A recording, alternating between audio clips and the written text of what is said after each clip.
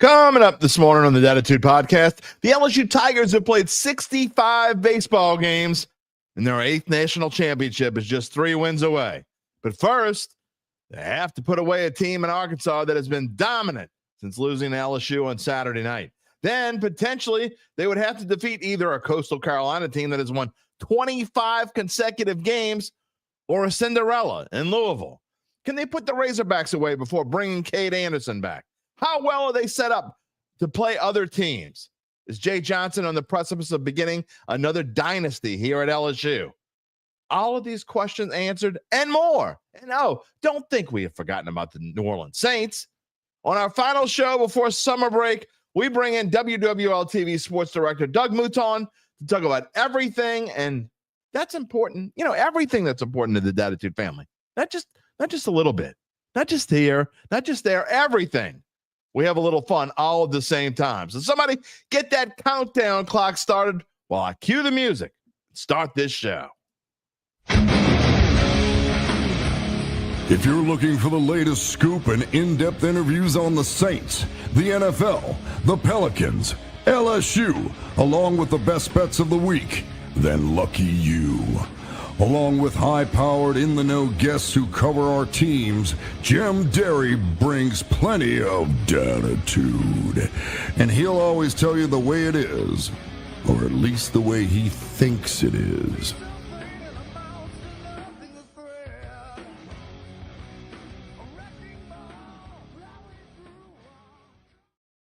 Where you at, Dattitude family?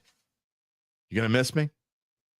Well, just look at it this way. Look at the bright side. It's your chance to go back and catch up on any shows you might have missed. But first, this is Dattitude, episode number 387, presented by Evangeline Securities for a Wednesday, June the 18th, 2025. I went back and looked last year. The last show before vacation was June 14th. And we didn't come back to June 12th, and we're coming back, July 12th. So we're coming back July 11th, and it's June 18th. You're getting lanyap, baby. You're getting lanyap. It's like 5 fewer days off for you. I'm your host, Jim Derry, if you don't know that already. Nearly 35 years on the New Orleans sports media scene. I thank you for being a part of and remaining with our ever-growing Dattitude family. What am I going to do? Look, I'm already in vacay mode. I put on my I don't represent all that often, so I figured I would wear I went to LSU, so I can wear this. I figured I would put on my vacay shirt. Got all kinds of stuff going on here. Bought this while UBN were in Baton Rouge a couple of weeks ago. So anyway, wearing my LSU. I'm in vacay mode almost. What am I going to do? Doesn't look like a whole lot. Doesn't matter. I'm going to turn off my computer for a couple weeks and maybe just leave it all. I don't know. We'll see. Maybe I'll get bored. Maybe I'll start working on stuff. There's a lot of times I go on vacation and I'll take a week off when I have like 2, 3, whatever weeks. What do I have off? It's going to be like 2.5. I'm doing a show tomorrow, by the way. I'm going on Garland Gillen's Final Bet show tomorrow. So I'm not completely done. And then I'm going to do some shorts while I'm going as well. So that's how we're going to handle LSU baseball, by the way. The rest of the way, I am going to do some shorts. So, that's a good reason to make sure you click the little bell to know when we have new stuff, because we will have new stuff during vacation, I promise. What's on the show today? If you're watching, you can see it in the bottom right of the screen. If you're listening after the fact, you listen to the podcast, as many people do. Well, what's going to be on the show today. LSU in the driver's seat at the College World Series. And it starts tonight, Wednesday night, with Arkansas. Surprisingly, Arkansas is a slight favorite tonight, which I found interesting. I'm not sure exactly why. Is that say a lot about what the odds makers think about LSU when they do not have their big guns going? Do the odds makers think differently? Well, like I said, Arkansas tonight, minus 120. LSU minus 110. And if you look at the run line, you can get LSU at plus 1.5 on the run line. It's like minus 170. You wouldn't want to bet that. But Arkansas at minus 1.5, I think it was like plus 130. So it's telling you that they think Arkansas is just enough of a favorite. It's almost even just slightly. Hey, if I'm Jay Johnson, I'm showing this to my crew. Okay. I'm showing this to the team. Doug Mouton is on today's show. We're going to talk about it all with him. I like to go out on vacation in style, have a little fun. We can have a little fun with Doug. So we will be talking about not just LSU in the driver's seat, but tonight's game. If LSU were to lose, you got to say it. If LSU were to lose, they would play again tomorrow. So the thing about winning, and it's not obviously not as important as you want to win. Winning is always important, but it's not as important as winning those first 2 games that they won to get into this winners bracket. Not only do they need to be defeated twice, the Tigers do, in this by Arkansas, but here's the thing.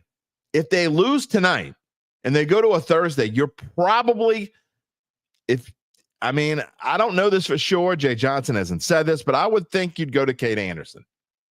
That's my guess. If they got to play on a Thursday, so that's the big difference. If you win tonight, you go into the championship series refreshed. You got Cade Anderson, you got Anthony Ianson, Kason Evans if you need a third game against either Coastal Carolina or Louisville, but you got to get past this one first. So what would you do if you were Jay Johnson? Would you use, and again, you win tonight, you don't have to worry about these things, but I promise you it's in his mind. We don't even know who's going tonight. So we'll see. We'll ask Doug what he thinks. We are going to talk some time about the Saints. I'm going to talk about the Saints here in my open. Doug's not coming on until 11:20. So we'll finish with the pregame chat. We will get the Saints. State of the Saints 1 month before camp start. It's a little bit more than a month. I don't think we have an official date yet, but camp usually begins around the 23rd of July. Maybe we do have. I looked about a week ago. I didn't see one. So I'll go and look and see today. But we will be talking about the state of the Saints. Look, a lot of people are high on this team. And when I say high, I don't mean like they think they're going to go to the playoffs or anything. But they're higher than a lot of the quote-unquote experts. Maybe the quarterback battle doesn't matter as much as we've been talking about because the O-line is certainly better. In the grand scheme of things, the running back situation isn't worse than last year. It's not better, but it isn't worse. The wide receiver core, are they going to stay healthy? Tight end, is that a better situation? When's Tay coming back? How about that defense? All these things I want to talk about with Doug Mouton, and of course, we're going to have the conversation on who he thinks is going to be QB1. That's all coming up a little bit later today. You can be a part of the show if you don't know this already. Dattitude family, you know this. Type it in your comment whether you watch it on YouTube or Facebook.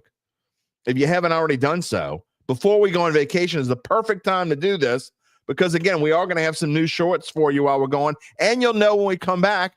Subscribe to the Dattitude YouTube page. Click the little bell. You'll always know when we have new content. You're going to get in touch with me. Even while I'm gone, I'm always on the X machine. I'm reading that all the time. So you can get in touch with me. Find me at Jim Derry Jr. or via email, as so many people have done as of late.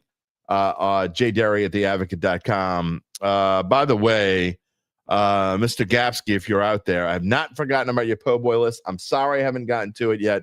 I will get to it before I head off into a break. Again, I don't think I'm going anywhere. I think I'm just going to stay home and recharge the batteries and not spend money.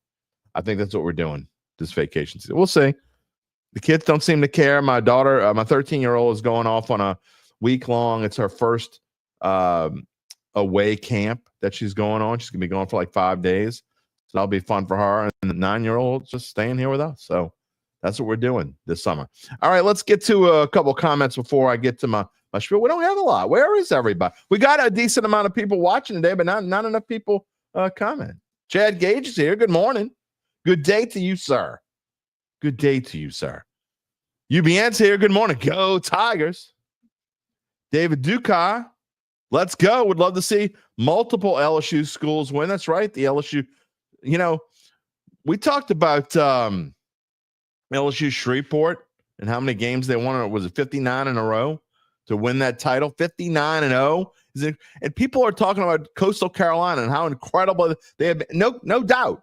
25 games in a row. You win 25 games in a row. Incredible. However, they got a long way. They'd have to win more than double. And, of course, they can't do that because there's only, they only got 3 games left in the year if they were to win them all. But Coastal Carolina has won 25 games in a row. LSU Shreveport 59 in a row. Now LSU, the LSU Fighting Tigers, going to have 2 national baseball championships from the state of Louisiana. Let's see. Apathy's here. Season will be a bust, talking about the Saints season, if you can't run the football regardless of who is quarterback. I agree. I don't know about bust, though. Entire season will depend on that and whether or not they can stay mostly healthy. Now, I agree with all of that, but look, I think we have to temper expectations on what is going to make this season a bust or a successful one. Because in theory, well, you couldn't say this. I mean, you couldn't have said this in 2 or 3 decades, really. But this team, if this team goes 5-12, it could still be a success if they improve from week 1 to week 18. Because this is the rebuilding season that most of y'all wanted, okay? This is the rebuilding season most of y'all wanted. It can be successful if they go like 5-12. I'm not saying they will. Earl's picks couldn't miss the last show before vacay. Of course you couldn't. Chad says, Coastal from the mighty Sun Belt. Hey, say whatever you want. Mighty Sun Belt. Pretty darn good. We're going to get to some more comments before we get to Doug. He's already in the green room getting ready. About 8 minutes till we bring on Mr. Mouton. Our national sports scene look, or some things that I wanted to talk. There were 4 things I wanted to talk about real quickly this morning. First off, I'm going to give the lead to, how about the Florida Panthers?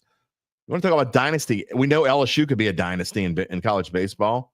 Are they? I don't know. If they win this one, we're going to ask Doug what he thinks. Maybe Jay Johnson is starting a new dynasty at LSU. But how about the Florida Panthers in the NHL? Back-to-back Stanley Cups. That's not easy to do.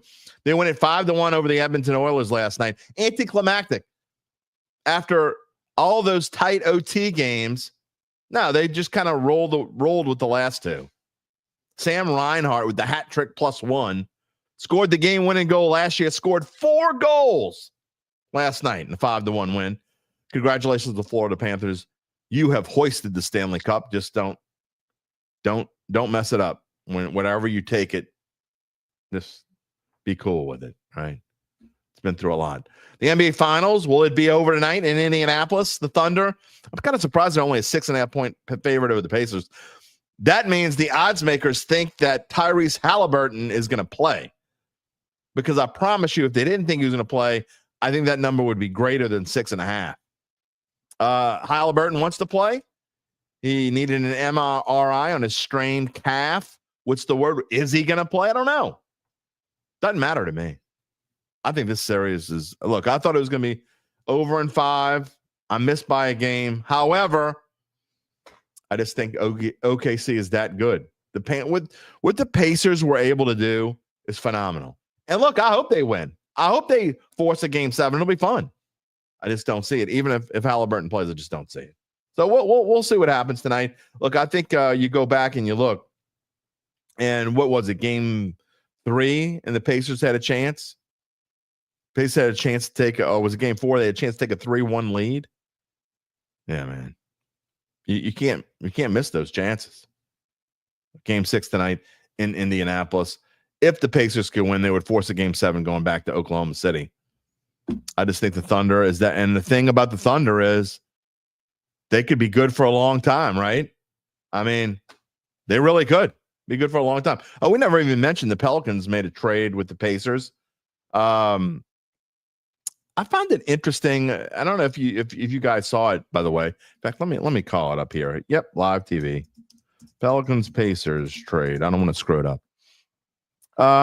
So here's how it worked. Pacers traded their first round selection in the NBA next week's NBA draft, the 23rd pick to the Pelicans, and they got their own pick back for 2026. Now, what I think the importance of this trade is, we've been hearing a lot of rumors about the Pelicans wanting to trade up into that top 3.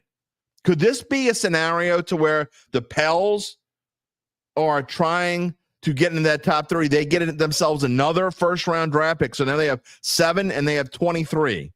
They trade that and package it with a future pick, and if you think the Pels are going to stink, man, that could be a great boon for you. So maybe, just maybe, the Pels are trying to work their way in the top 3. They get this extra pick in the first round. You know, Just saying, it could be. Rainy Cajun is here. Good morning. What up, gang? Let's see. And here you go. Apathy talking about some salt in the wound. Oklahoma City started their rebuild the same time the Pels did. They made the right moves. Pelicans made the wrong moves. Can't stay out. I don't know that they necessarily made the wrong moves, Apathy. It's just everything that could go. Look, I'm not making excuses for them, but everything that could go wrong has gone wrong. And not only did you put all your eggs in the basket, you got DeJounte Murray and whatever, and you decided to get rid of Brandon Ingram, and they didn't get rid of Brandon Ingram soon enough, in my opinion. But you're counting so much on Zion, and Zion just keeps getting hurt. Again, I know we haven't done the show on the training staff, and I want to. We just haven't gotten to it. But that's something it's all part of this rebuilding. Doesn't matter if you rebuild and make the right moves if your guys can't stay healthy. You get a DeJounte Murray and he gets hurt. Was it the first game or the second game? What game? Whatever game it was. I mean, you can't do that. Brian Cavitt's here. He's on the highway, pulled off for a minute to say enjoy the time off. Well, thanks, man. I appreciate it getting off the highway to say hello. Gas up the vehicle, book a room for Omaha. See me on the. I don't think I'm gonna go, man. I don't think I want to. I'd love to go, but yeah, I don't think I'm gonna go. UBN can't go now, so I think I'm just gonna stay home. We'll see. I'm really trying not to spend too much money this summer. That's where I kind of at. Hakeem, big dog, what you doing, man? Glad you're here this morning. And Chad Gage says Zion is the Kendrick Miller of the Pels. You mean Kendra Miller? Yeah. I don't know. Real quick before we get to Doug, Yankees last night. Did you see this? They got shut out for the third straight game. This time with the Angels. It's only happened 7 times in the history of the franchise. 7 times. They've been in the Yankees since 1913. They were the Highlanders, the New York Highlanders before that in 1903. They've now gone 29 1/3 innings without scoring. Their team record is 37. And that was set back in 1908. Yankees. Oh, it couldn't happen to a better team. I feel so terrible for them. It's awful. This makes me feel bad. And then lastly, before we get to Doug, how about Justin Reed? That's right, Saints safety. What did he do? You're asking. They're not playing football right now. What did he do? Well, he beat Kyler Murray. That's right, Cardinals quarterback Kyler Murray, to win an NFL chess tournament.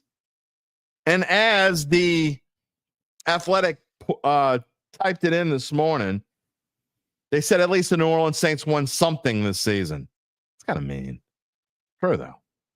And the story written by someone named Eduardo Tansley. And I quote, the lead is this: in the 4th edition of Blitz Champs, a chess tournament featuring 8 current and former NFL players, Justin Reed emerges as the winner, taking home the largest share of the $100,000 prize pool for charity. He beat Kyler Murray on June 16th. The other participants were Justin Herbert, Mac Hollins, Richard Sherman, Rashawn Slater, A.J. Dillon, and Harrison Phillips. And they played it online on chess.com and was live streamed. How many of you watched this? Yeah, I'm sorry I missed it too. But anyway, so there you go. There's a champion. The Saints own a championship this year.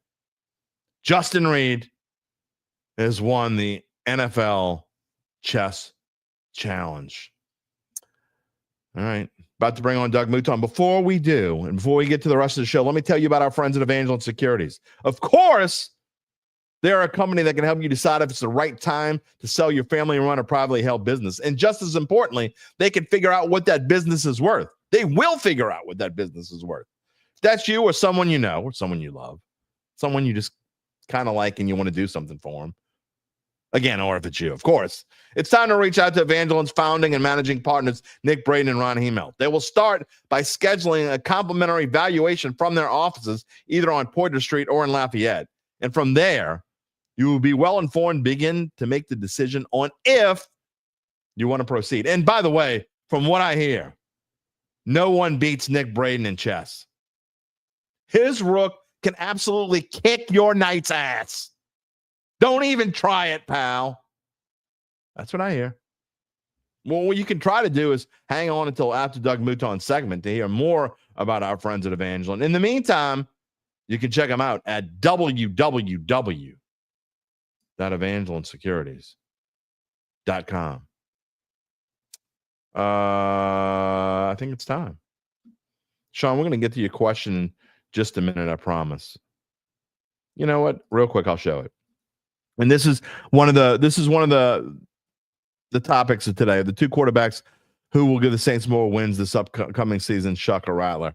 That is absolutely, you're going to hang on for that. We're going to open with LSU, but that is definitely one of the questions we're going to talk about. But first, move on. Bring it. Here, just like magic. Magic. Magic. How are you, my friend? I am good. How are you, Jim Derry? I'm fine, but ever since you said that I think I'm quoting it correctly, absolutely have a top 6 team in your fantasy baseball league. I went 1-11 and then 2-10. Who were you playing when you went 1-11? I played Farrell. Oh. And then I don't know. Last week I don't even know who I played, and I went 2-10. So thanks for putting the jinx on me, pal. Although your team in your league, in the Times Picayune League, is skyrocketing. Okay, well, just don't put the jinx on me there. How do you do that? How are you? It's the story of my life. Whenever I have two teams in anything, if one's doing great, the other one's I can never get them both doing great at the same time. But as they say, no one gives a rat's ass about your fantasy sports team. I mean, in fact, I barely do. So I guess clearly. Yeah. What are you doing for the summer, Mr. Mouton? Oh, we actually already made. Look. Oh, that's right. You just came back. Yeah, we planned, all of us in the sports office, where we blocked off the 2 weeks of the College World Series. We did that in March. We said, look, LSU is going to the College World Series. We were pretty sure of that from the beginning of the season. So we blocked off this block there. And then the Saints start training camp. We're not exactly sure when, but towards the end of July. So we took an early vacation. We went to Kentucky, and the Mouton family tried to drink all the bourbon in Kentucky. We didn't get all of it, but we got a lot of it. I will say that. Is the hangover going now, though? What's that? The hangover going now? Oh, yeah. Oh, yeah. I love those round balls of ice they put in the old fashions, man. Yeah, I mean, or the cubes when they put the stamp on. Yeah. I love it. But yeah, Kentucky was great. And honestly, I feel like I've done it now. I think I've visited every if I see one more fermenter, I'm going to lose it. But it was a great trip. I loved it. And so anyway. So you don't think you'd want, if something happened, or when the day you decide to retire from WWL and you're looking for something else to do, you don't think you would want to be a fermenter? I do not. I don't mind being a taster. But okay. If I see one more fermenter, it would be all right. Anyway. Mark Gapsky says every time he sees you, you remind him of the warden from Shawshank Redemption. You could be a stunt shoots double. Himself.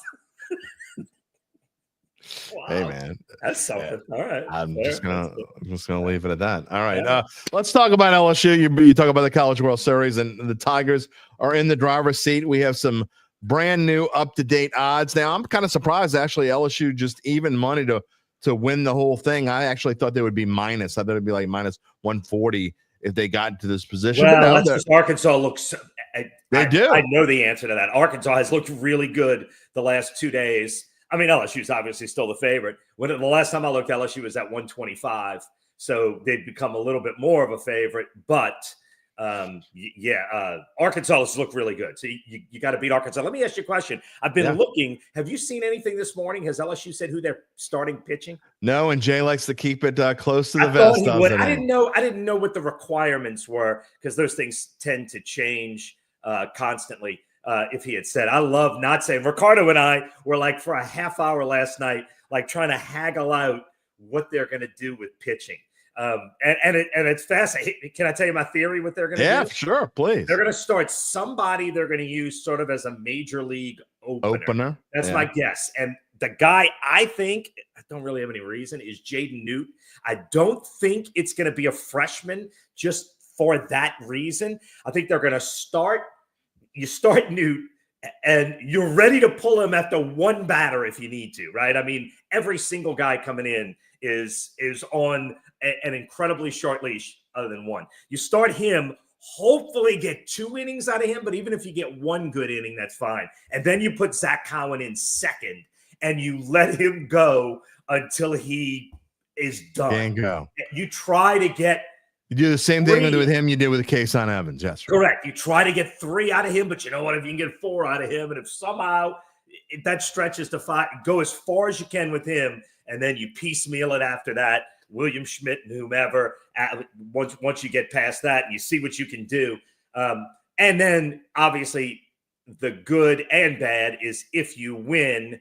I mean, if you do lose tonight, you can bring Cade Anderson back on his 4 days rest tomorrow. Of course, then you're burning him for the championship series. So it's a lot, but LSU's in the best shape. I mean, Arkansas is piecemealing everything together, and Zach Cowan's terrific.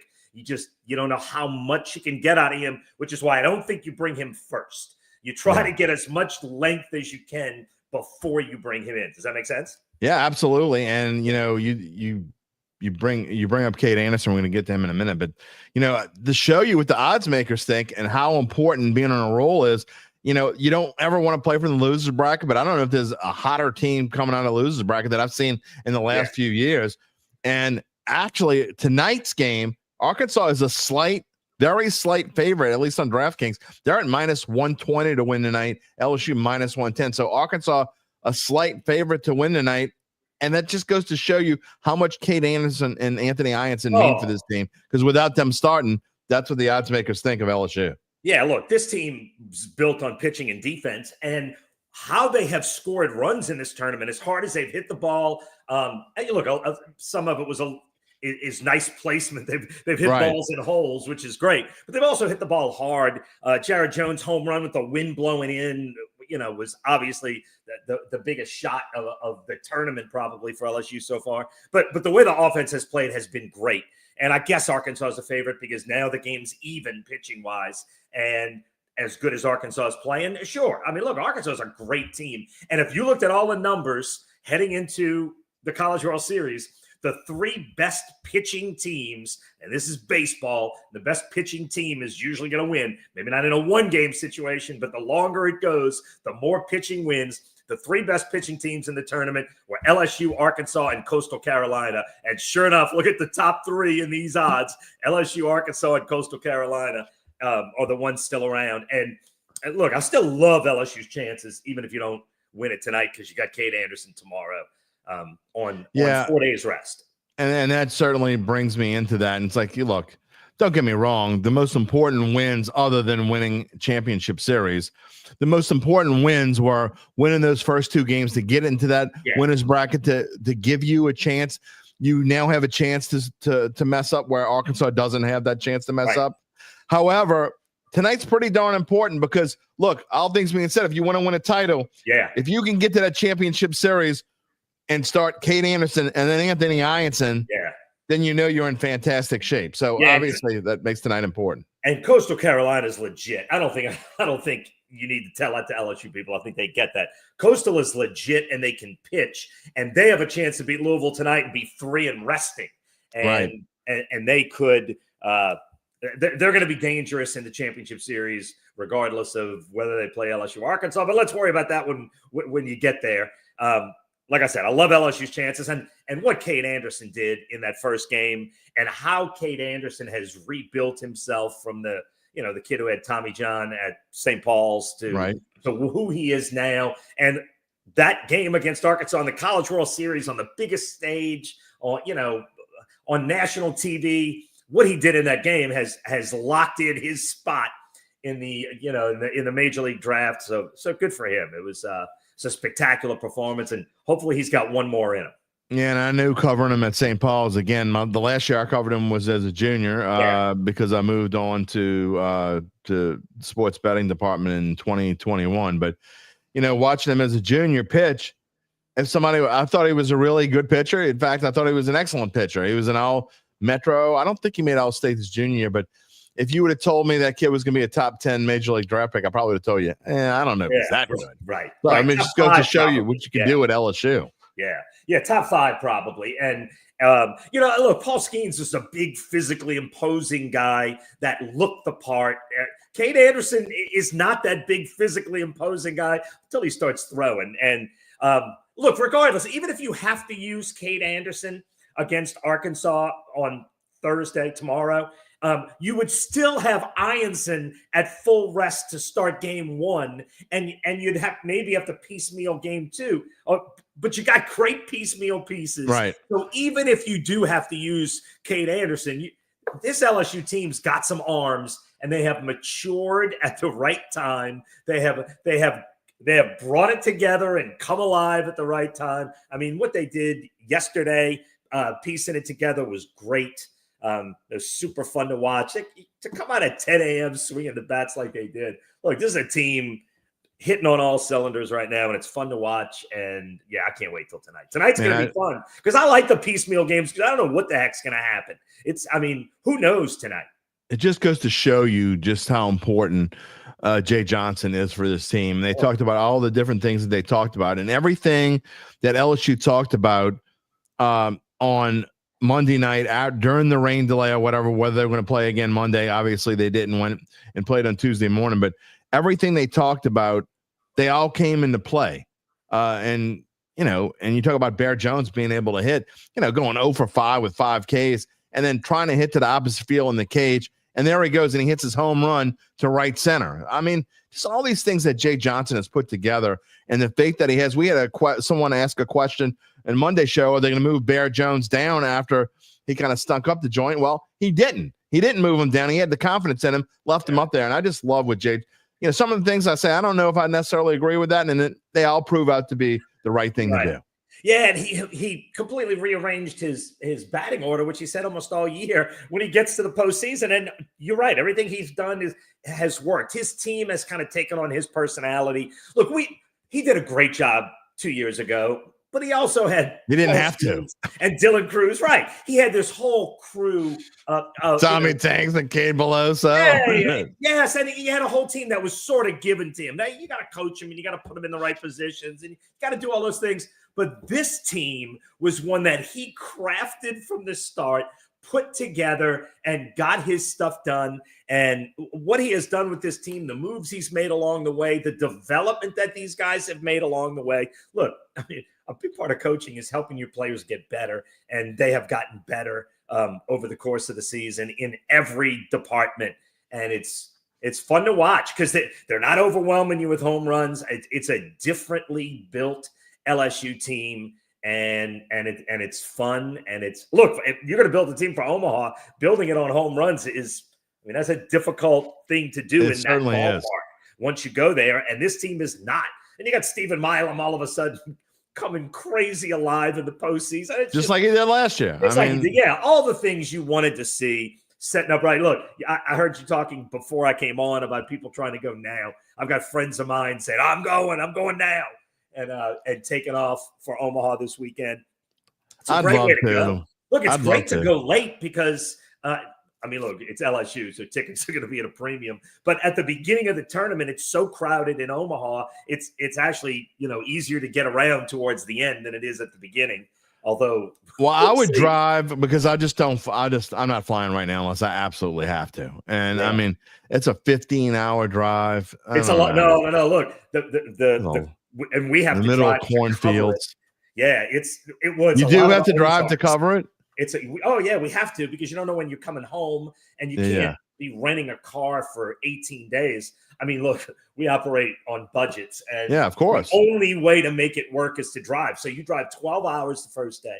You try to get to Kansas City, and then the second day you drive 4 hours, but then that's also an 8-hour workday. So you drive 4 hours and then start turning stories. So that's day 2. So you get there kind of exhausted. But then here's the other thing: when you go to the College World Series, everyone that I know that covers it, the theory is you pack for 7 days, and then if you're going to the championship series, you go do laundry one day. So actually yesterday, they called me and said, look, can we do our stuff on tape instead of live? Because today's got to be laundry day. And I said, so we call those look lives. Yeah. We call them a pretend live. It's a look live because it looks live. You never say you're live, but you're pretending you're live. But you're actually doing laundry. We've even done that here on the Dattitude podcast, the look live. Look live, yeah. So Seth and Adam, our sports photographer, Seth and Adam were doing laundry while their look lives were on TV. I think you brought up, that's a great idea. I think what I could do now is, if I ever get sick, maybe I'll just put together 200 shows, and I could have shows posted and scheduled for after I'm dead. You could, sure. and they look live. Shit, I thought Derry was dead. No, he looks live to me. Well, can I tell you my favorite part of the drive? At one point, we were driving through the Ozarks, and it's just, you're just going for hours. And I guess I dozed off, and I woke up, and we were in the middle of nowhere, and I saw a restaurant whose name was Restaurant. That's all it said. What is this, Seinfeld? No name. It was a restaurant called Restaurant. It's like Seinfeld. Yeah. Is it? Okay, yeah. It was just driving through the Ozarks, and we stopped to look for a name. I would have gone there. No name. I would have had to try it. I went to the restaurant. I would have had to try it. And because in that town, wherever we were, they knew the restaurant because it was their restaurant. Anyway, so College World Series tonight, LSU at 6. Hopefully not tomorrow. Hopefully you play at 6 and then you're waiting until Saturday. You're waiting. That's what you want. Byron Walker says, "Go Tigers, just win." Mark Gapsey got a great question. How impressive. You don't have to worry about seeing Gage Wood. Yeah. The no-hitter, not just the no-hitter, but the 19 strikeouts. I know it was Murray State. Look, they earned their way there. It is what it is. But let's be honest. No one thought Murray State was going to win a game in Omaha. But to get no hit and 19 strikeouts, that was as dominating as any performance I've seen in the College World Series. Well, look, when you're fighting out of that losers bracket like LSU did last year, you got to win 4 games in 4 days like LSU did last year. You need somebody to keep that bullpen fresh. And the no-hitter is awesome, and the performance was great. But what was bigger for Arkansas was that he went 9 innings and was able to rest everyone else when you played 4 and 4. That was not good for the Tigers. I was not rooting that for for that to happen. Well, I got to be honest with you. Once it gets to the 7th inning, I am rooting for it because it was amazing to watch. This is not true, by the way. UBN says, speaking of laundry, fun fact, I never wear pants. I am always wearing pants. I'll give you fun facts, though, and I'm not mentioning any names, but of the, maybe 12 to 15 anchors I know that host shows behind a desk quite often, a majority of them have the coat and tie and dress shirt on and shorts on, sometimes gym shorts on underneath at the bottom. So that is a nice little secret to let I did for 20 years doing I'm not mentioning any names, but I didn't wear pants for 20 years doing TV. I know one 4th down on 4 show we did. I'm like, what the hell are you wearing back there? Yeah, you don't want to know. Yeah, you don't want to know. All right, we talked about this a little bit earlier, but before we move on, this is a great question. Larry Galaska asked, "Who do you think pitches for LSU tonight? Go Tigers." I know you talked about it a little bit, but just your theory again of what they're going to do tonight. Yeah, look, I think you find an opener. Now, who your opener is a debate. I like Jaden Newt. He's a redshirt sophomore. Yeah. I like the opener to not be a freshman. The guy starting the game. You hope he makes it through 1 inning. Just for, if he gets and if somehow you get 2 out of him, you call that amazing. And actually, let's just say best case scenario, he throws you 2 shutout innings and he's at 35, 40 pitches. I'd leave him in for the 3rd. I'd leave him in until maybe not until he has a lot of trouble, but let's just say it's nothing, and he walks the first guy in the 3rd. You know what? I might pull him right then and not let him get into trouble. But also, if he hits the first guy and then walks the second guy, I'm pulling him 2 batters in. So the leash is short. And then Zach Cowan is your one, excellent, proven, durable for a reliever pitcher. I put him in 2nd to maximize how much length you get. Now, if you get 2 batters out of your first guy, you might try a different second guy. But either way, I have Cowan ready to try to get me through 3, 4, 5, and 6 around those innings. And again, run them until the rails come off. Run them until you. I agree. Look, they're monitoring velocity. They're monitoring break on the ball. You can see mathematically when pitchers start to lose it. It's not you don't have to watch them. You don't have to look for sweat. You can see it mathematically when they're starting to lose it. Pull him when he does. And then you piecemeal it. Maybe William Schmidt is the third guy. This is me thinking. And then you see who else you need to get me to the end. Tigers never. I mean, we were talking about this, during the UCLA game, even though they get the big lead, they just can't make it super easy on you. No, they made it through the regional. They made you sweat. They didn't make you sweat through the super regional. They haven't made you sweat yet, though. No, but it's coming, right? That's why I just think tonight is going to be one of those games. It's crazy. The over/under is 10.5, which is pretty high. Yeah, because both teams are out of their elite pitchers, right? Yeah. So although Zach Cowan is an elite pitcher, the only problem, and it's not a problem, he's a relief pitcher. Is Cowan, the max would be if you could get 4 innings out of him. Yeah. And so that's so you still gotta find somebody to throw the other 5. Dattitude podcast here on this Wednesday morning, the final Dattitude before we go on a break, and until when? Until July 11th. We come back July 11th. I come back to work on July the 7th, but I got some pre-work to do. I am so looking forward to that break. But even if LSU wins the national championship, we will find a way to address it here on Dattitude. We'll do it with some shorts. By the way, give us a thumbs up if you're watching right now. They say it helps the algorithm. I've never met algorithm, so maybe he likes me, maybe he doesn't. I don't know. Mark Zadanovich, by the way, is in love. We're going to transition to Saints in just a minute because Spencer Rattler was a baseball player too. He could throw a fastball like skin. I heard Spencer Rattler can throw like 118 miles an hour. I don't know if that's true or not. And then Doug, do you know the answer to this? It's not over yet, but LSU's still winning that Jello shot challenge. God, give me a break. Is that really even a question? That's. I just know. Look, here's what I like. My crew, the WWL crew in Omaha, has contributed to the Jello shot. So has the NOLA.com championship victory. We can say it's our victory. So is Koki very Riley. Proud of that. He can say the last championship, the world record for Jello shots at the College World Series. He was a part of it. He calls it a we championship. Oh yes, he does. Yes. Koki Riley also has partook,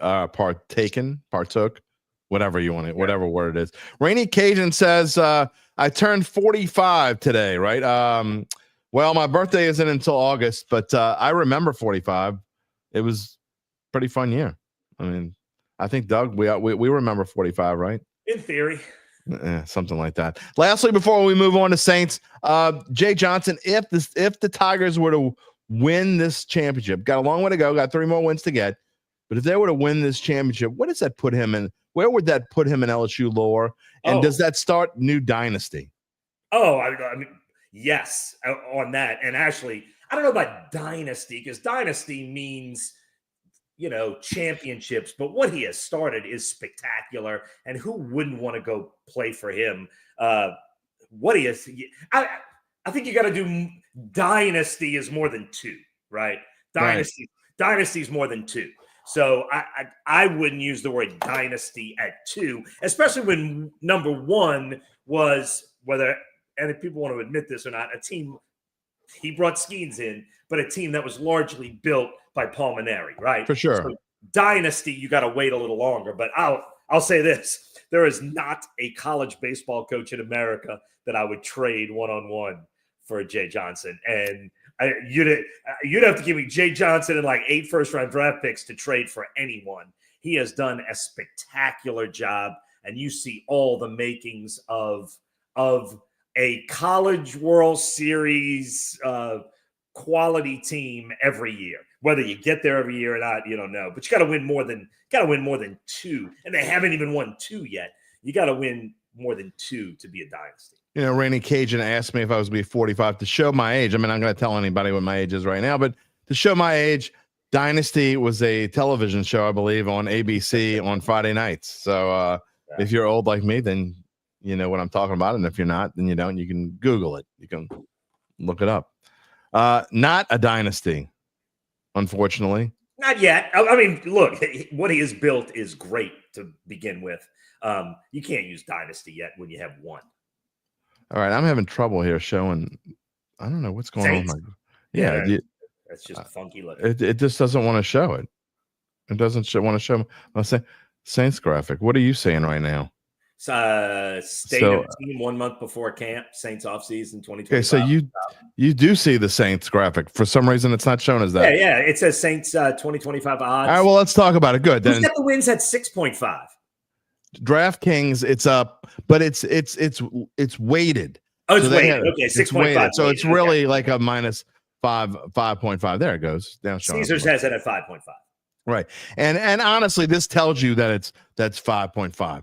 So I think that's an accurate number. I think. All right, let's jump right into that. The state of the Saints 1 month before training camp, a little bit more than a month. Like you said, it usually starts around the 23rd, 24th of July. Somewhere around there is when camp will start. We don't know the exact date yet, but what if you had, I'll give you more than one word. Let's say keep it under 5 words. What would you say is the state of this team right now?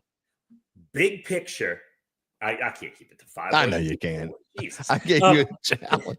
Big picture, I am more optimistic now about what this team can be or has begun than I was at the end of the season. Like way more optimistic. Long term. Short term, I'm not betting the over on 5.5.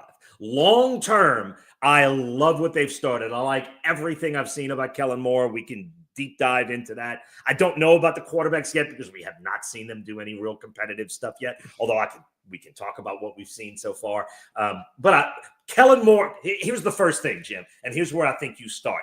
If you had any doubts that Mickey Loomis and this older organization of kind of dad figures was going to control Kellen Moore and he was going to be a yes man, that is not the case.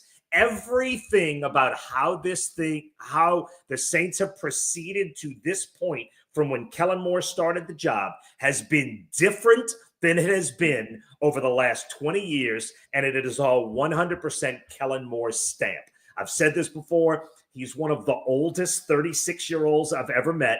He doesn't feel like the youngest coach in the NFL. He feels like you're talking to a guy who's done this for 30 years, and everything he is confidently putting stamps on stuff. Like he can't. The collective bargaining agreement so limits the amount of time you're actually allowed to be on the field that almost every NFL coach tries to take advantage of every second they're allowed on the field. And he said, we don't need the last mini camp practice. We're going to go play golf. And I'm not saying that's actually in my list here. It's like you saw my list. That's actually but to have the confidence to do that. And because he's young, he never lived in the 2-a-day era. And I think that's a good thing because he looks at it and says, you know what, this was enough time. We're good with it. He never had any 11-on-11 in minicamp. 11-on-11 through the Sean Payton, Dennis Allen era, they would do that 3 or 4 periods, or at least 2 or 3 periods. Every practice had be an 11-on-11 semi-competitive. He didn't do any of that. We're not doing that now. We're just teaching. And I'm not saying it's right or wrong, but I'm saying I love the confidence to put his own stamp. He is nobody's guy. Kellen Moore is absolutely running the show. And that's, like I said, that instilled me with a little bit of confidence. And just his demeanor at practice, he is not like any coach. He's walking around having conversations. He's here, he's there, he's all over the place. He's smiling, he's giggling, like having fun.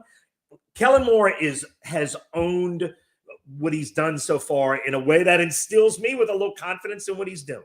Does that make sense?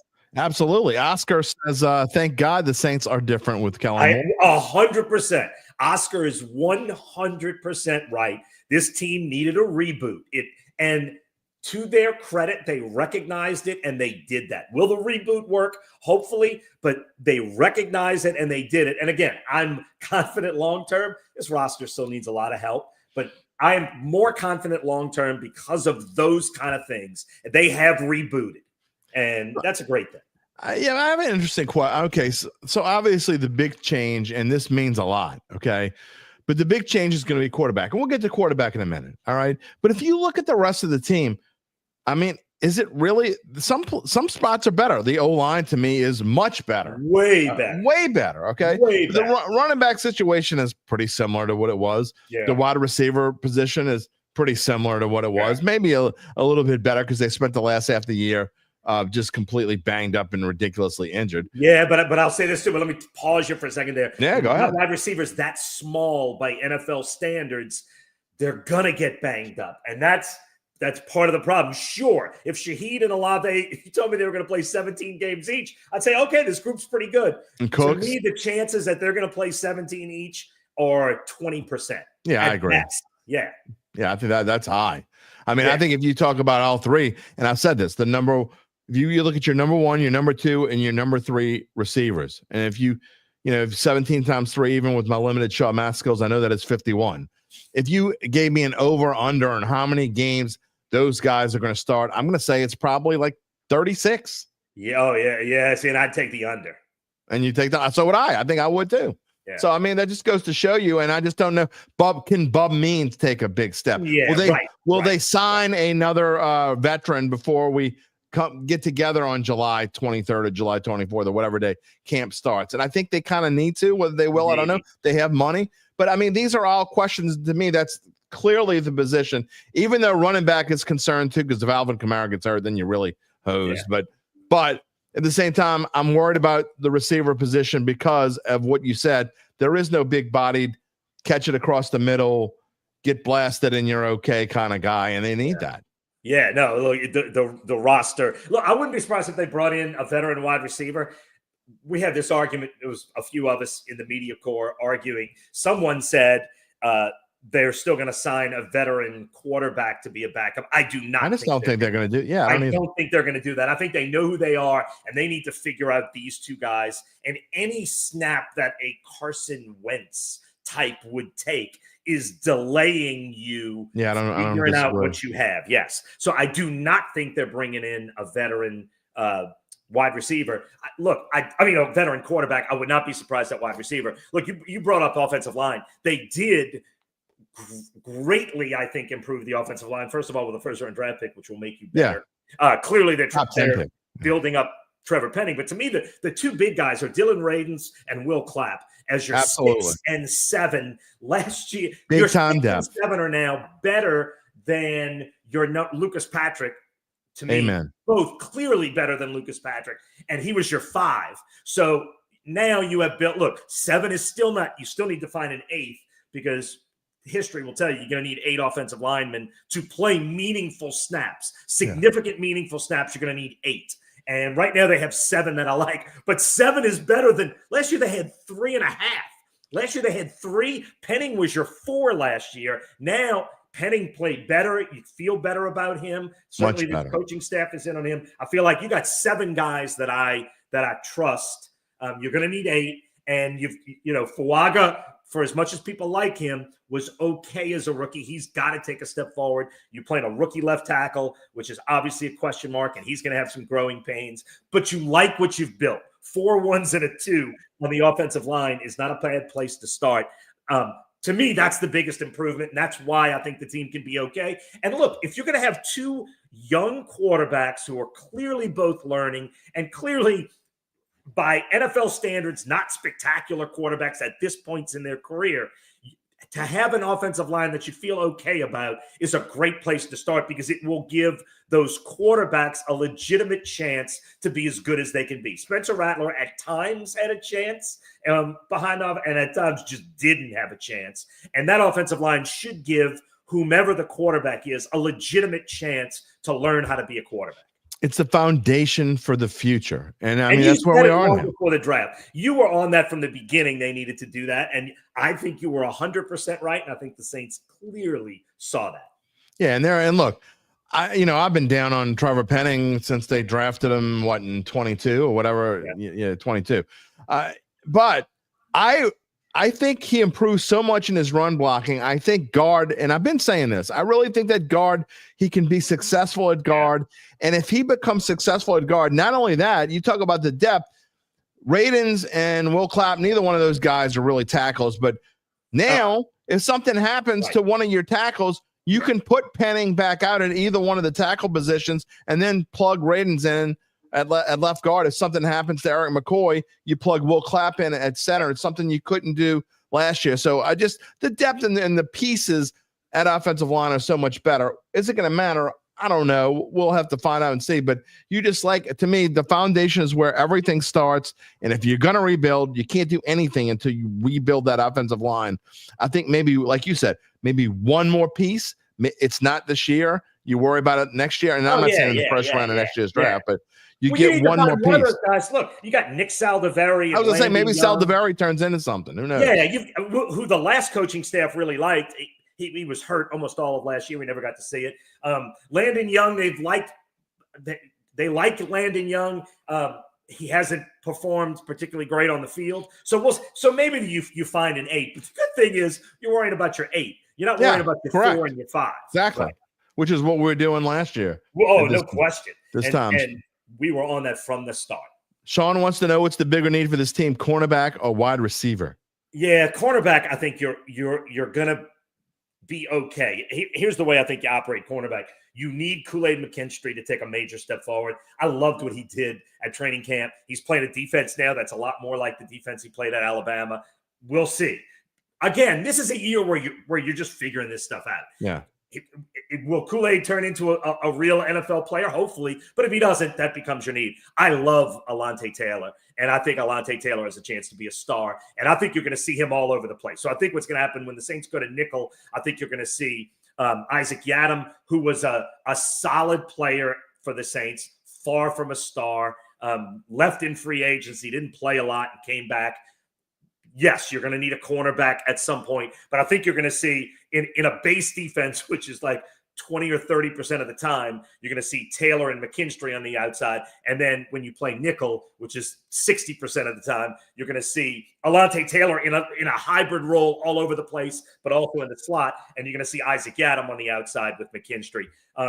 You don't, at this point, I don't know who the depth is. You're right. You cannot start a season. You want to have at least 5 cornerbacks. Right now you have 3, and you're hoping to develop some more and see. So, yes, cornerback is a liability. Wide receiver is definitely a liability. This is a team that's, when I said the roster is far from done, those are clearly 2 of the positions. And the other thing is you got to find some pass rushers. Chase Young was better than his numbers showed last year. I like the fact that they brought him back. Carl Granderson had a down year, but he has lost a bunch of weight, which his weight has gone up and down. Hopefully he's a little quicker.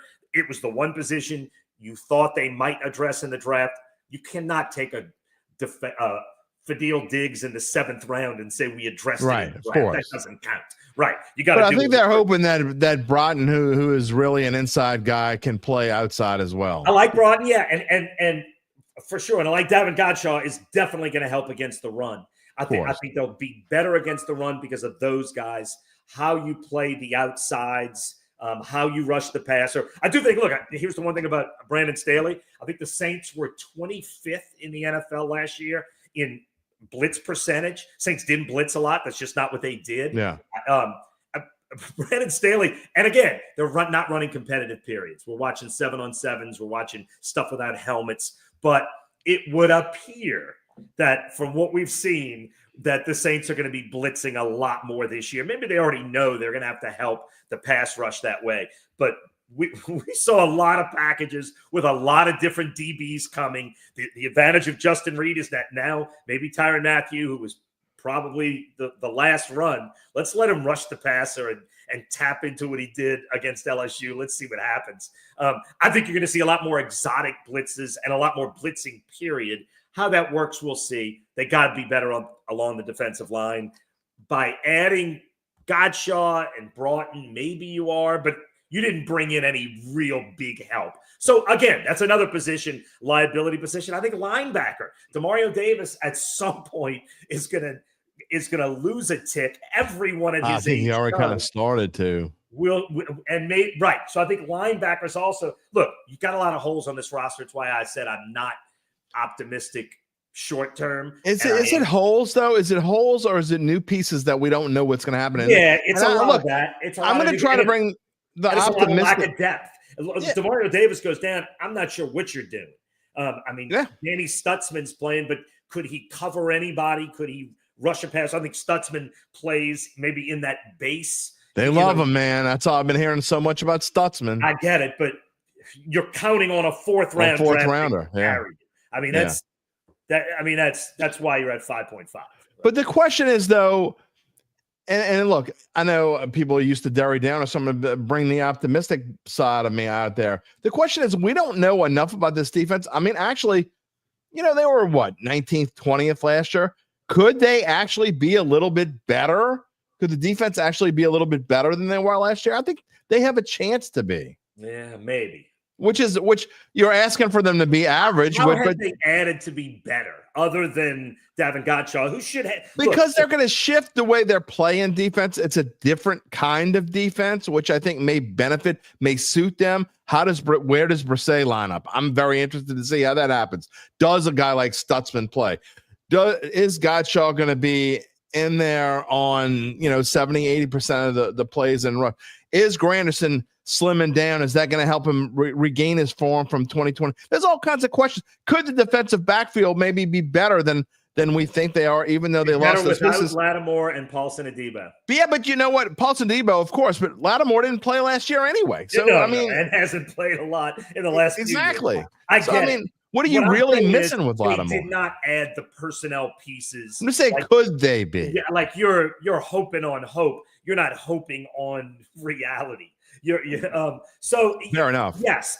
Again, it's why, and I think this organization understands all these things about where they are and who they are, and that look, Derek Carr giving back $30 million will put them in a far better financial position. Don't tell that to the haters. The haters who didn't give the money back. He was for them. Heading into next offseason, you'll be in much better position. Look, the first thing you needed to rebuild is the offensive line, and they did that. Right. They gave themselves a chance to be better at quarterback. I don't know if they will be. A lot of and then you got a lot of guys you're like, this year we're going to see. Like, look, if Kool-Aid turns into a star, awesome. That's good. Look, remember, Kool-Aid cost them 3 draft picks. They traded up to get Kool-Aid. He was 3 draft picks to get Kool-Aid. They need that guy. I love Alontae Taylor. I think he's a great piece. I do too. I love Brian Brzee. I think he's a terrific piece. You've got some pieces. You're going to need some more. And Mark Apsky says Danny Stutzman is going to be a stud. That would be great. That would be awesome. Studsman. He's going to call him Studsman. Sean, with the amount of defensive linemen going into Cam, do you see any surprising veteran cuts happening? I think that will be. Yeah, I think there will be across the board. I honestly haven't plotted out it's too early. Who or where. But yeah, I mean, certainly. I mean, look, Cam Jordan, Tyrann Mathieu, and Demario Davis are not getting cut. Right? Correct. And they might all be on their last run, although Demario Davis will tell you he's not. They might all be in their swan song, and that's great. But I don't think there's any question. I don't think any of those Jordan's guys last year. Right. I would be shocked if this isn't Cam Jordan's last year. Shocked. Yeah, no. Or Tyrann Mathieu. I mean, Tyrann Mathieu, if he really wanted to come back, they could probably sign him to a 1-year deal. And he says, I want to work with depends on what he means to this team. I guess it depends on how it plays out. Right. All right. Two more things with the Saints before we let you go here on this Wednesday morning. Might as well be Friday. Oh, it's not morning anymore. It's afternoon. On this Wednesday, Dattitude podcast presented by Evangeline Securities, here with WWL-TV sports director Doug Mouton and my good friend. We're talking about Saints and first 4 games, Doug. I think here's why I'm not very high on, and you talk about 5.5, and if somebody made me pick right now, I'd pick the under. Okay. And the reason why is not necessarily because I think the team is going to be as bad as look, the odds makers think they are the worst team in the league because they have them with the worst odds, plus 30,000, which means you put $100 of the Saints to win the Super Bowl, you'd get 30,000 back in return. That is by far the highest odds at least at DraftKings. But those first 4 games are why I'm down on them record-wise, because I don't think they're going to win any of them. If they win, maybe they could beat Arizona at home, but Arizona, San Francisco, they're not beating San Francisco. I don't see it. Then at Seattle and at Buffalo, you ain't winning that either. So, I mean, there's a real potential as you're trying to rebuild and get these young guys some confidence that you start 0-4, and you don't get guys confidence starting 0-4. 100%. I'm 100% on that. And actually, I don't know if you're going to bring up the quarterbacks next, but I think that's part of the reason. The last thing. Yeah. Well, can I just go there? Yeah, sure. Go ahead. Yeah. I think that's part of the reason Spencer Rattler is your starter in week 1. And I've been saying that since the draft, the day after the draft. I think, I loved what Spencer Rattler did in minicamp. No real competitive periods, but there's something about him that you could tell he knows what he's doing. But look, it's hard on guys coming out of their last year of college football, training for the I agree. Training for the combine. They do sprint training for the combine, straight from the combine into this 2-month interview process, training process, straight to getting drafted, straight to camp. There's no time to work on any kind of mental skills at all. You could see a different guy. He was quicker. He was sharper. His decision making was faster. I think it was a great start to camp for Spencer Rattler. But I also think because that schedule is so tough to start the season, Jim, I think you don't want to throw Tyler Shuck to the wolves. You mentioned confidence. You don't want to harm the confidence of your quarterback there. You want to give him a chance to learn and get smarter. I think Rattler starts the first 4. I think Rattler starts game 1, and then you see where it goes from there. But my guess would be Rattler starts the first 4, and then we're talking about who's playing quarterback this week. And at some point, it's going to be Tyler Shuck in all likelihood. You see the arm, you can see he's got the physical talent. The one big question about Rattler, and the one big question I don't know about how Kellen Moore is going to run this team. Look, he ran so much RPO-based stuff and so much what I would call RRO, where there is no pass option. It's just whether or not you're handing off or keeping it with Jalen Hurts. And Jalen Hurts is one of one. In fact, I asked this question to Kellen Moore at one of the minicamp practices. I said, can you do the same things with these quarterbacks you did with Jalen Hurts? And he didn't say no, but he sort of said no. He said, look, Jalen Hurts is one of one. So, but how much RPO or RRO can you run with Spencer Rattler?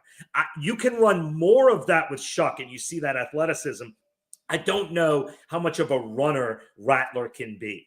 And so we'll see. And I don't know how much of that running Kellen Moore wants to do. We'll see. These are all the mysteries heading forward. I like Rattler for week 1. I like Shuck to take over at some point, and I do not like the Saints' chances in the first 4 games, like you said.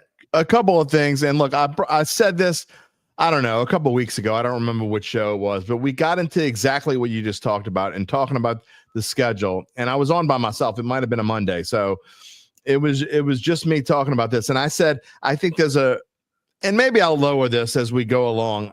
I think there's a 90% chance Chuck starts week 1, and I think there's a 10% chance Rattler starts. However, I said this: if Rattler starts, it's not going to be because he's better. I think it's because of the reason you said. Yeah. I think that Kellen Moore wants Shuck to be the starter. However, you don't want to throw him to the wolves with this start. And if Rattler finds a way to win 1 or maybe even, the ceiling's 2, then 100%. Holy crap. Then he's the quarterback. Great. So I do think that there is certainly a chance that Rattler gets to start because of what you said, and because maybe Kellen Moore is thinking, look, I don't want Chuck to start 0-4, but I don't care if Rattler starts 0-4. Right. Oh, yeah. Two quick things on that. One, Shuck is Kellen Moore's guy. Kellen Moore's hand-picked guy to be his quarterback. 110%. And no matter what, he's your guy. So at some point, your guy is probably going to play. That's just a fact. Now, so that's where we start. But 2, at minicamp, and OTAs, if you're judging objectively, I thought Spencer Rattler was a little better. I think Spencer Rattler is, and he should be. But a little better isn't good enough. I think it is. I think it is for week one because I think you don't want to throw your rookie quarterback to the wolves. I think a little better because they're looking at this as 17 games, not as one game. And the guy who's a little bit better, and you're right, what you're saying, Jim, most of the media members argue with me and say, no, he's got to be way better. I think in week one, he just needs to be a little better, and that's good enough. But this question is not you're starting 17 games. The question is you're starting Correct. game one. Neither one of them is going to start 17 games. Let's be realistic. Neither one of them is going to start 17 games. I agree 100%. I'd be super and I'm not kidding. I'd be super shocked if either one of them starts. I got to be honest. And I don't know who it's going to be. I don't think it's going to be Jake Haener. But I'd almost be surprised if the two of them add up to 17 starts. Someone else somewhere in there is going to get thrown in the mix. Well, I'll say this too. When they ran their semi-competitive periods at minicamp, every semi-competitive period, and they did it differently than I've seen in the past, where you're starting, let's say you're doing 12 reps. In the past, Derek Carr would take 8, and then you might go 8-2-2 or 8-4-0. Right. This went, if they did 12 reps, and actually they would do 3-3-3-3, and they did it only Shuck and Rattler. In the competitive periods, we never saw Haener. We never saw Hunter Decker. Well, Haener was hurt, so he could have done, by the end of minicamp, he could have done to call them competitive is exaggerating. Well, I mean, we all know Haener is not going to be a part of this team. And I would say either they're keeping all 4 of them, or Deckers is your 3, and Haener is not part of the team. Hunter Deckers is going to be on the practice squad or somewhere on this team. The longest single answer in any press conference in OTAs or minicamp was when Kellen Moore was asked about Hunter Deckers, and he went on and on and on about the things he likes about him. These are what I look for beyond on the field, is how people are talking about people and how people handle themselves and those kind of things, because they matter. And we went on and on about Hunter Deckers, like, okay, Hunter Deckers is going to be part of it. Now, practice squad, right? You might keep the 3 of them with Haener's at 3 and Deckers on the practice squad. But Deckers might be your 3 and Haener might be gone. Is it because Kellen Moore is a lefty? Kellen Moore is a lefty. Deckers is a lefty. Maybe they have similar playing styles. Hunter Deckers is the underdog. Hunter Deckers is the guy who had to fight. They're all underdogs, Doug. No. But Jake Haener was a draft pick. Hunter Deckers is much more like Kellen Moore was as a player. And look, Hunter Deckers is super athletic. He's apparently the best 3-point shooter on the Saints team, according to what happened, even though you got Michael Jacobson, who was Tyrese Halliburton's roommate in college. But apparently Hunter Deckers, he got the 3-point shot, which was funny, to get him out of practice. We had heard the day before that they were going to be canceling practice. So they set up this mock thing where if you hit this shot, we're canceling practice. Right. And Jeff Nowak from WWL Radio said, and we're doing a Zoom interview with Kellen Moore. He said, so wait, if he had missed the shot, you would have had practice? And Kellen Moore said, well, we might have had some other shot opportunities. We're going to keep taking shots until somebody. I mean, let 30 of them take a shot. Oh, somebody finally made it. Which is, I don't know. That's Kellen Moore putting his stamp, doing things a little bit differently than it's been done there before. I love what I saw out of Kellen Moore. Just owning it, just living it. Look, I took a picture and put it on Twitter, and I got like thousands of responses. But he stood on the sideline. The first minicamp practice, Garrett Nussmeier came. Garrett Nussmeier's, his dad's the offensive coordinator. He'll be in the NFL next year. Might be a future Saint. In theory, he could be a future Saint, but he'll be in the NFL next year. He's known Kellen Moore his whole life because his dad's worked with Kellen Moore. So he came out to an NFL practice to watch it and see it. That's smart of him. And Kellen Moore, and like when I said Kellen Moore runs the show his own way, Dennis Allen would have never, Sean Payton wouldn't have done this. Yeah. Kellen Moore stood there and talked to Garrett Nussmeier because I'm trying to take a picture with my cell phone and they're like 100 yards away. So you try to hold it steady enough to get a picture. So you can zoom to 5 times. I'm zoomed in all the way. So you can't even find. Anyway, but they talked for like 10 minutes. So I had plenty of time to get a picture. And they're laughing and talking. And Kellen Moore's doesn't have a care in the world at minicamp. And I just love seeing him own Kellen Moore was my MVP of minicamp because of the way he owned it. He's got no pressure because the win total doesn't matter for him this year. It doesn't. And so, I mean, all they need to do is to show improvement from September 7th to January 5th or whatever the hell it is, and then you're good. That's all you got to do. What do we need? What's first? Cornerback, wide receiver? Someone asked that. Cornerback or wide receiver? What do we need for? Like he's got the whole season to figure that out. What he needs next offseason. Last thing, and we talked on quarterback. I think that I have the sense that we will. I don't think they're going to officially say anything till like September the 1st. Okay, but I think we will have a good feeling, a good knowledge. We can see where it's going. I'd say by like the middle of August, we're going to know. Maybe who the quarterback is. I don't know. Look, anyone who says they know. No, what? Kellen Moore doesn't know. Never been a head coach. So we don't, everything we're seeing of him is him inventing the wheel, which is, look, for those of us who have covered the Saints for a while, it's refreshing and fun because we've never seen, since 2006, we haven't seen. I don't know how much fun it is in the grand scheme of things. They're going to suck. Right. It is because everything we're seeing is like, oh, look at that. Like everything is new. And we saw the same practices for the last 17 years. The same things happening in the same way at the same time. We knew when this was ring. We could predict Sean Payton's draft picks pretty easily. Yeah. Although I will say, Rod Walker in the Picayune had 35 media members pick the first round draft pick. And I said Kelvin Banks. I'm one of the 5 who got it right. Because by the end, I knew, because Mickey Loomis did a press conference and gave it away in what he said, even though he didn't want to give it away. He gave it away. Anyway. You're starting to sound like Chris Franklin now. You're starting to sound like Chris Franklin now. When I told you it was going to be 90 and a potential for a summer shower yesterday. Well, no shit, Sherlock. I mean, good for you. It's in print. It's in print in your newspaper that I said. Don't sound like the meteorologist who's like bragging because he got the summer forecast right. I'm just saying. Hot. Yeah, Margaret Orr used to do that every day. It would drive me nuts. I love Margaret Orr, but it would drive me nuts because she would do that. I told you, that's how she would lead off every weather segment. Like I told you yesterday, it was going to be 91 and a chance of rain. Well, no, it's the same forecast every day for 4 months. No kidding, Sherlock. Anyway, but Doug Mouton, I want to let it be known on the Dattitude podcast, he correctly predicted Kelvin Banks. Oh, stop. Well, look, so my point with all that is we don't know when he's going to want to announce his quarterback or how he's going to announce his quarterback. Look, we'll start to see it in reps at training camp when you do see one guy taking 8 and the next guy taking 4. But as long as it's 4, 4, 4, 4, that means they don't know. Yeah, for sure. No, 100%. I couldn't let you go without giving you the business a little bit. I get it, and I hate I'm the worst at self-promotion, and I get told that sometimes that I need to self-promote. You should. I do. I always feel like, can I just tell you one quick story? Yeah, absolutely. We're about to go bye-bye for a month. Right, my friend Craig. So when I was the North Shore Bureau reporter, and I took a job outside of sports when my kids were little so I could be home with my kids, and this was not long after that too.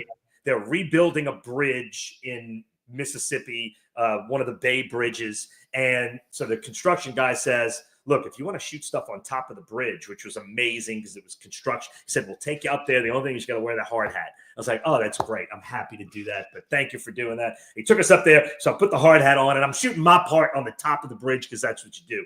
And those hard hats, especially for people who don't wear them, it's hard to look decent in the hard hat, right? Yeah. So I got the hard hat on. Did you rock the hard hat? No, apparently no. But I had it on. So, okay, my story is 2 minutes. So the hard hat comes at about 1 minute mark of the story. And it's me like, hey, and they're doing this and they're doing that. I'm wearing a hard hat. I didn't say that, but you could see it. My friend Craig, before the story was over, so he had about 45 seconds to get this in, texted me, when you woke up this morning, was your goal to look as stupid as possible on TV?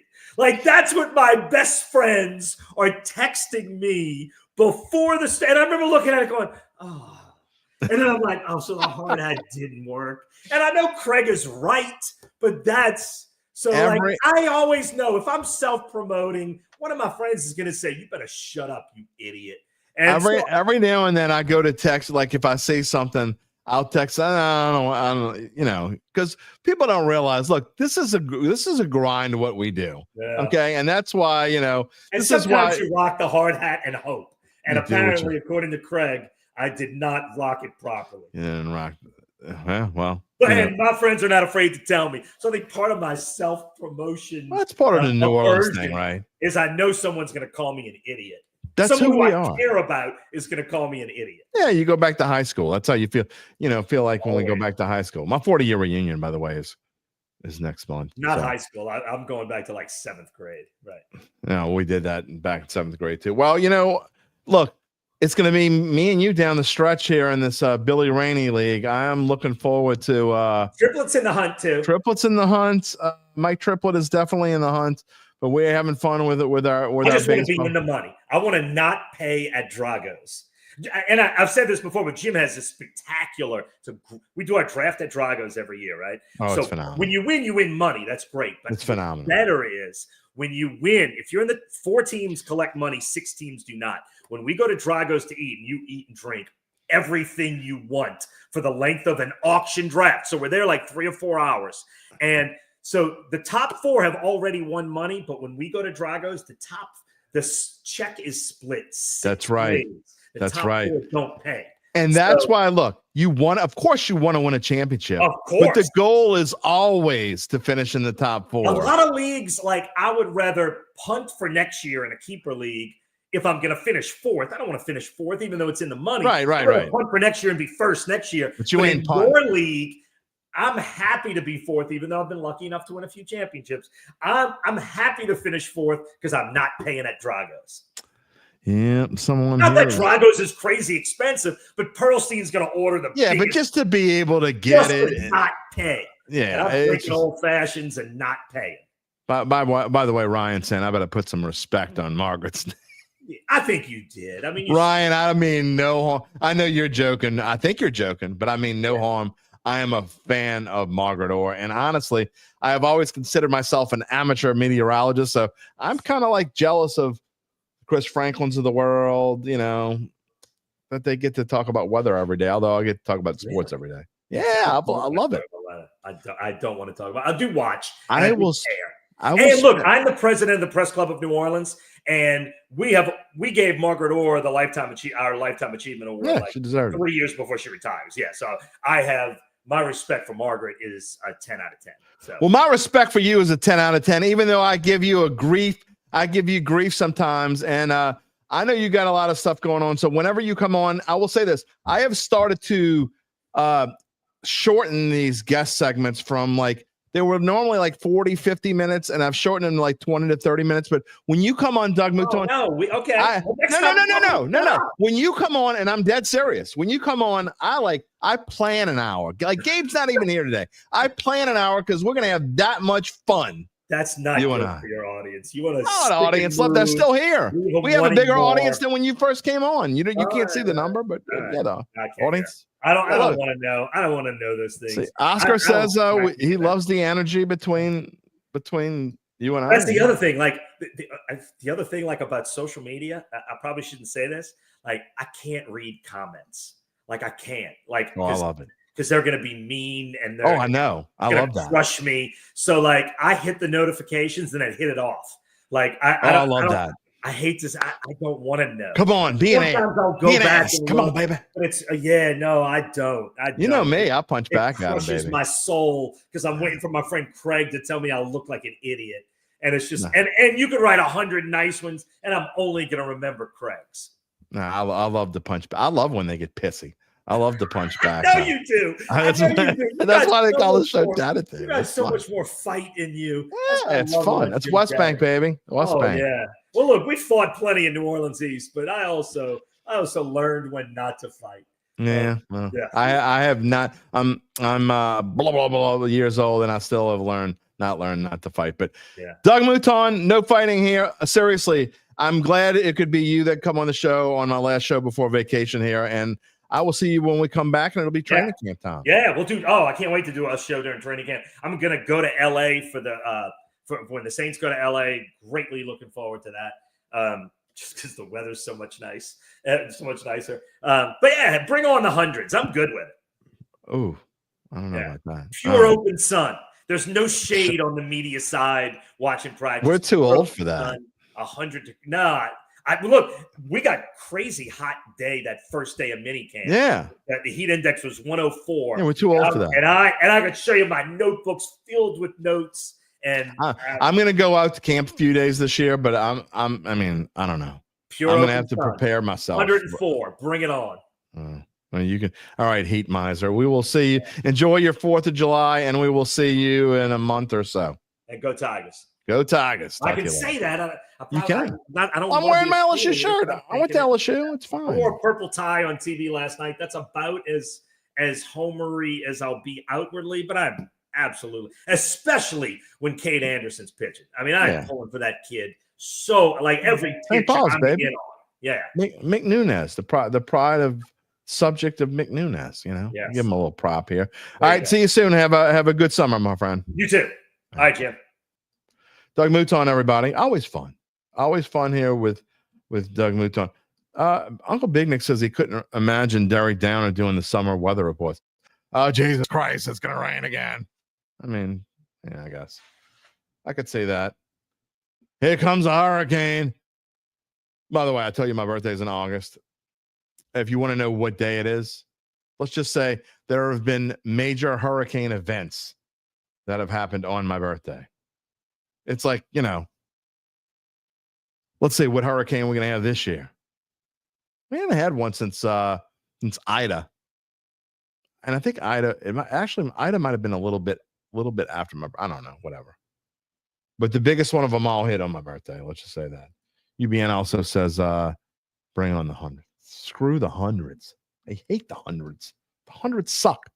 All right, a couple more minutes left in the show here before we go on vacation. So if you got some more comments, now is the time. By the way, I'll tell you this again, and I'm going to probably tell you one more time. If you haven't subscribed to the Dattitude YouTube page, please do so. But don't forget, do it before we go on vacay, because I am telling you, I'm going to be doing some shorts, some live shorts, not just clips from the show. Be doing live shorts. Well, not live shorts, but what was it? Looks Live? Yeah, that thing. We'll be doing those here on the YouTube. Click the little bell. You'll know when they come on. And then you know when we come back on Friday, July 11th. Before all that, we told you earlier about Nick Braden's chess game. Yeah. Well, now we're going to let you know more about how Evangeline Securities can help you figure out what your family-run or privately held business might be worth and whether it's time to sell. How does Evangeline do it? Well, thank you so much for asking. After their complimentary valuation of your company, if you decide to proceed, native New Orleanians Nick Braden, Ron Hemelt, and the folks at Evangeline will begin an extensive auction process from among established private equity funds from around the world. And they'll maximize the return for the founder and his or her family. Evangeline Securities is the top producer on their platform. Very few companies like them in this area. Go ahead, look. I dare you. Go ahead. Find like one other one. 2 other ones. Go ahead, dare you. Email me. You'll find none with their dedication and success. They are fully licensed. They're ready to serve you. So get in touch with Nick and Ron about what's really important. You know what's not important. You know what is important? The rest of your life. You can find them at www.evangelinesecurities.com. That is www.evangelinesecurities.com. I told you. No fear, Mark Gapsky. You're going to get your po' boy list long before July 7th. I promise. I know I've been procrastinating is the right word. I've been busy. Look, it's been a weird, I got to say, the last month or so. Maybe I'll feel this way too. Again, you got a couple minutes to get your final comments because before we go off the air for the next 3 weeks and 2 days. I'm telling you, it has been a weird month. You try to find something new to talk about. There's only so many ways you can talk about Shuck/Rattler. And honestly, when you're talking about the Saints, are they going to be better? There are like 4 or 5 different topics you can talk about with Saints. Shuck Rattler obviously is number one. There's only so many times I could put him on a title slide, right? There's only so many ways you can talk. Now, when you get into camp, there's all sorts of things. Maybe there's a fight one day. Maybe someone shows up out of nowhere and like, is this guy going to make the team?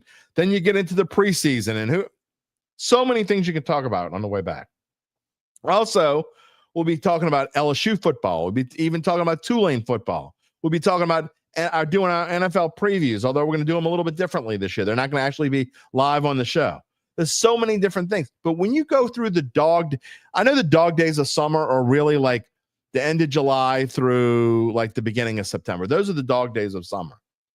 But in our world, after the draft's over and you spend like 2 weeks talking about what happened in the draft. So I'd say second week of May to now, it's like you're talking about the same things over and over and over again. Maybe David Bordelon's on something. Maybe I should have talked more about the Pelicans. But they stunk so bad last year, I just couldn't do it.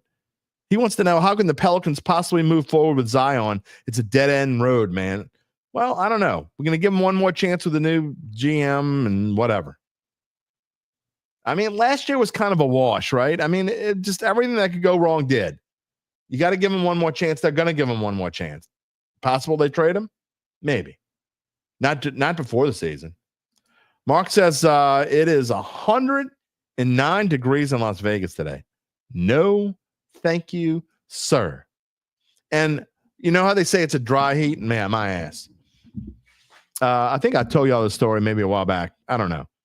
First time I went to Phoenix to cover the Arena Bowl. This was, let's see, what year would this been? This would have been 2005. It was like a couple months before Katrina. They sent me to Phoenix to cover the Arena Bowl. And when I stepped off the plane, okay, maybe it was 2004. Anyway, 2004, 2005, whatever year it was. You can look it up and find it.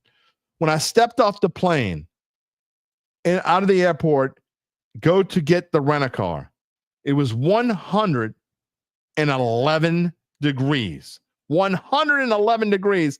And all this dry heat crap, yeah, that's not true. It's just hot AF. Okay. That's what it was. Hot AF. You can figure out what AF means. And by the way, I'd worked a couple of days and I had a night off. So I went and had a nice dinner. And then I went to a movie. There was a theater right next to my hotel.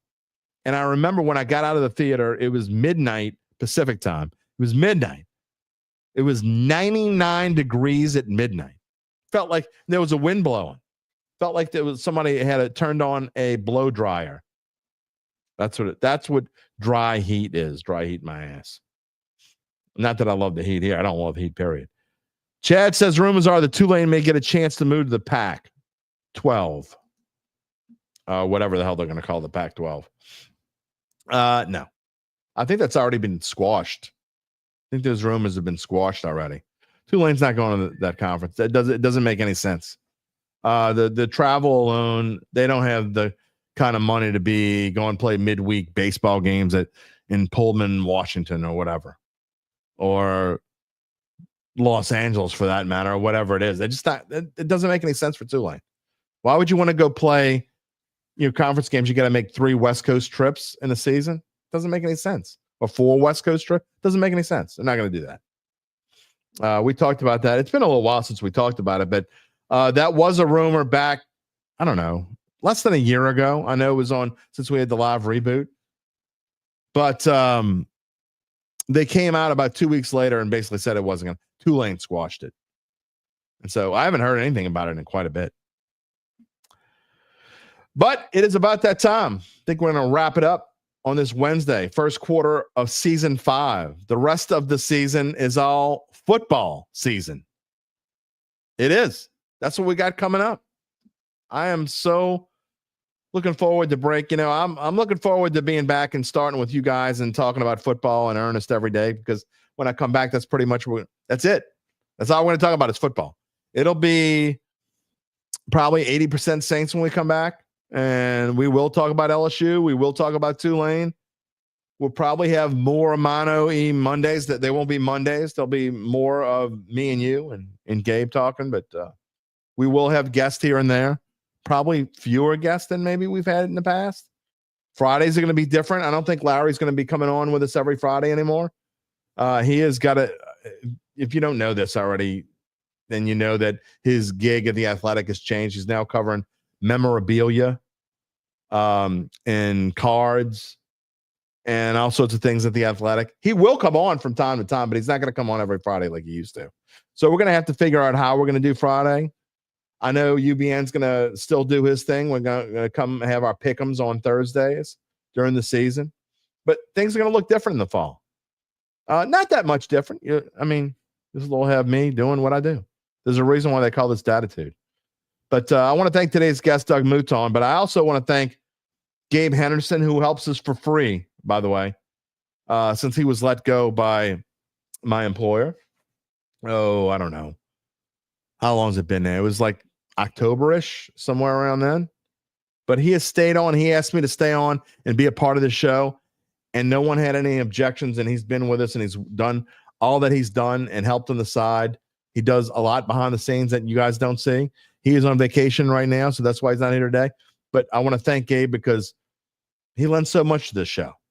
But lastly, and certainly not least, I want to thank you. And I say this on every show and at the end of the show, but I mean it. I mean, this Dattitude family, especially over the past, 6 to 8 months, has really grown. We are probably further along since the reboot, rebrand, whatever you want to call it. We basically had no subscribers on this YouTube page. I think it was like 200 or something like that.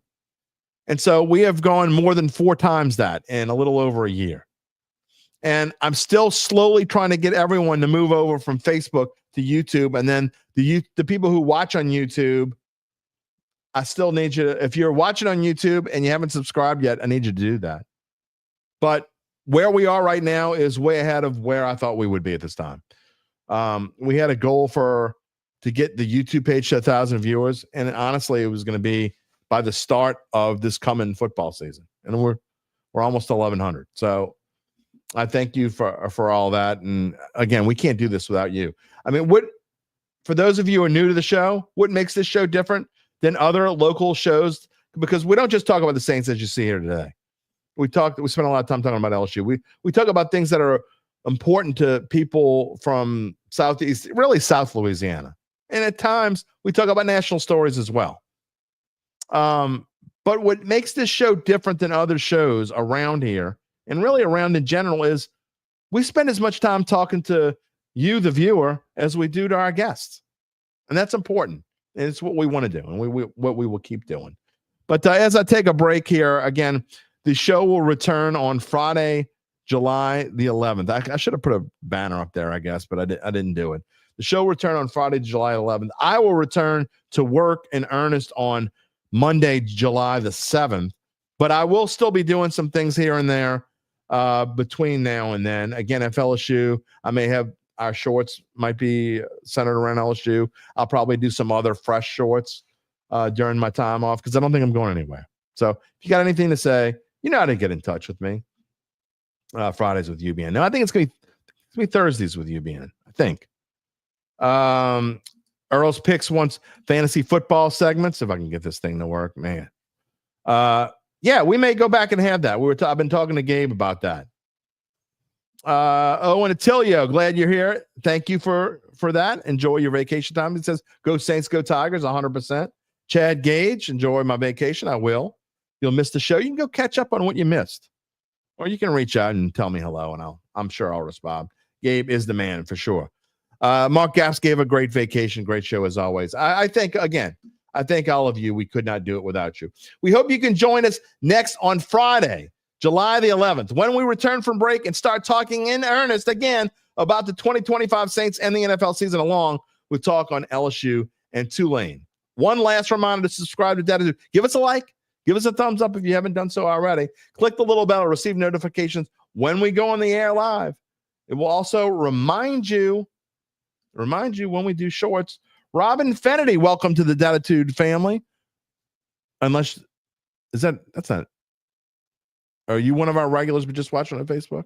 Anyway, thank you for telling me to enjoy our vacation. What do I think the Saints are going to do? That's all coming up. You can find us wherever you get your podcasts, including Apple, Spotify, and many more. And also, always find a replay of the show on NOLA.com/sports. You can find me on bet.nola.com. You can find our insiders on NOLA.com/sports/Saints. And Cokie Riley covering LSU, NOLA.com/sports LSU.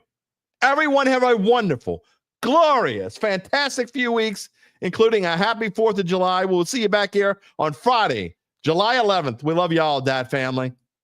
Take it easy, my friends. If you're looking for the latest scoop and in-depth interviews on the Saints, the NFL, the Pelicans, LSU, along with the best bets of the week, then lucky you. Along with high-powered, in-the-know guests who cover our teams, Jim Derry brings plenty of Dattitude. And he'll always tell you the way it is, or at least the way he thinks it is.